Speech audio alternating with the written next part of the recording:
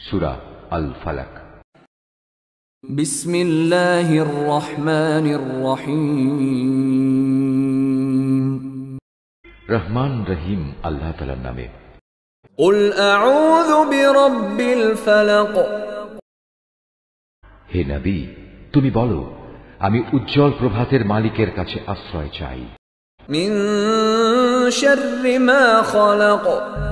আশ্রয় চাই তার সৃষ্টি করা প্রতিটি জিনিসের অনিষ্ট থেকে। ওয়া মিন শাররি গাসিকিন ইযা ওয়াকাব। আমি আশ্রয় চাই রাতের অন্ধকারে সংঘটিত অনিষ্ট থেকে, বিশেষ করে যখন রাত তার অন্ধকার বিছিয়ে দেয়। ওয়া মিন শাররিন নাফফাসাতি ফিল উকাদ। আমি আশ্রয় চাই গিরায় ফুঁক দিয়ে জাদুটোনাকারিনীদের অনিষ্ট থেকে। ওয়া মিন শাররি হাসিদিন ইযা হাসাদ।